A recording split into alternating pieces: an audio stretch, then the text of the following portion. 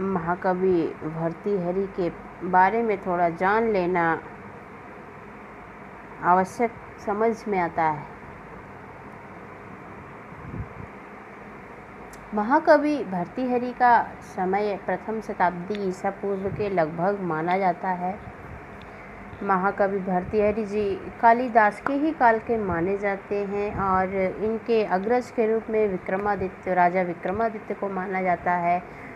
महाकवि भर्तृहरि और वैयाकरण भर्तृहरि दोनों आपस में एक नहीं है, भिन्न भिन्न हैं। अर्थात वैयाकरण भर्तृहरि और महाकवि भर्तृहरि को एक न माना जाए।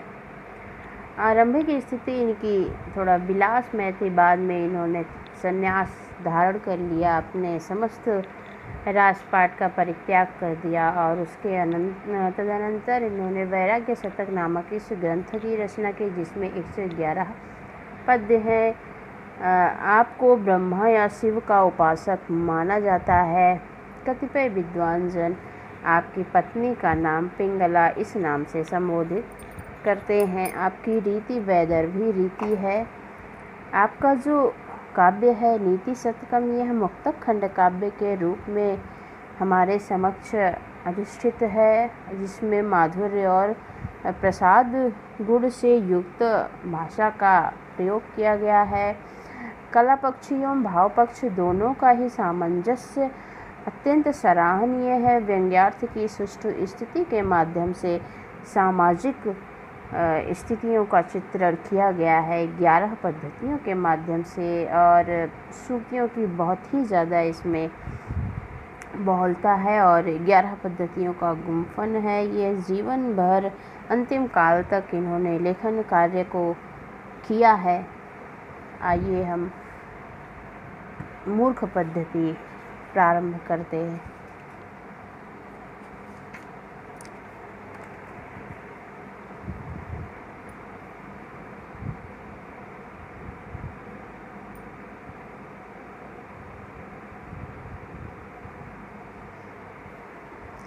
दिक्कालाद्य नवच्छिन्न अनन्तचिन्ह मात्रमूर्तये स्वानुभूतेकमानाय नमः शान्ताय तेजसे।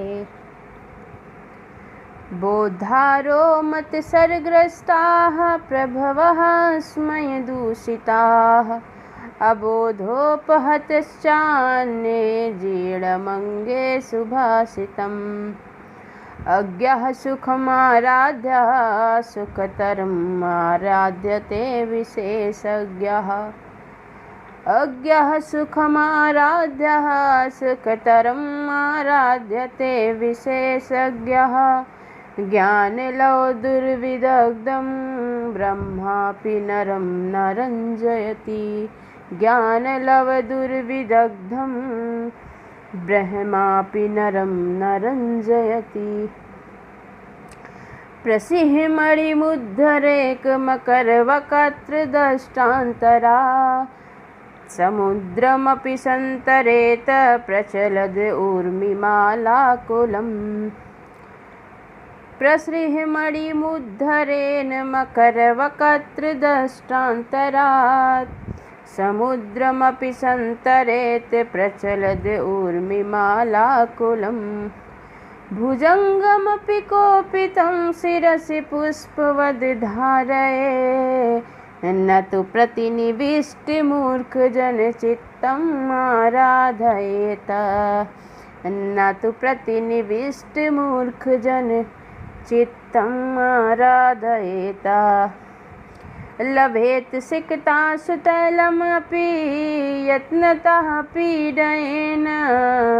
पिबेच मृगतृष्णिकासु सलिलं पिपासार्दिता। कदाचित् अपि पर्यटन् शशविषाणमासादये न तु प्रतिनिविष्टमूर्खजन चित्तम् आराधयेत। व्यालं बालमृणालतन्तुभिरसौ रोद्धुं समुद्रम्भते। भेतुं वज्रमणिं शिरीषि कुसुम प्रान्तेन संहयते। माधुर्यं मधुबिन्दुना रचयितं क्षाराम्बुधैरीहते। मूर्खान्याप्रतिनेतुमिच्छति बलात् सूतैः सुधासिन्धुभिः। स्वायत्तमेकान्तहितं विधात्रा विनिर्मितं छादरम् अज्ञतायाः। स्वायत्तम् एकान्तहितं विधात्रः विनिर्मितं छादरम् अज्ञतायाः। विशेषतः सर्वविदां समाजे विभूषणं मौनं पण्डितानां। विभूषणं मौनं पण्डितानां। यदा किञ्चित् अज्ञोऽहं गजयुमदान्धासमभवम्। यदा किञ्चित् अज्ञोऽहं गजयुमदान्धासमभवम्। तदा सर्वज्ञोऽस्मि इत्यभवत् अलिप्तं मम मनः। यदा किञ्चिद् बुद्धजनसकाशादवगतं। यदा किञ्चित् बुद्धजनसकाशादवगतं। तदा मूर्खो अस्मि इति जरयुः मदो मे व्यपगतः। तदा मूर्खो अस्मि इति जरयुः मदो मे व्यपगतः। क्रिमिकुलचितं लालाकिन्नं विगन्धिजुगुप्सितं। क्रिमिकुलचितं लालाक्लिन्नं विगन्धिजुगुप्सितं। निरुपमरसप्रीत्या खादन् खरास्थि निरामिषं। सुरपतिमपि स्वपार्श्वस्थं। सुरपतिमपि स्वपार्श्वस्थं विलोक्य न संकते। न हि गणयति क्षुद्रो जन्तुः। न हि गणयति क्षुद्रो जन्तुः परिग्रहफलगुताम्।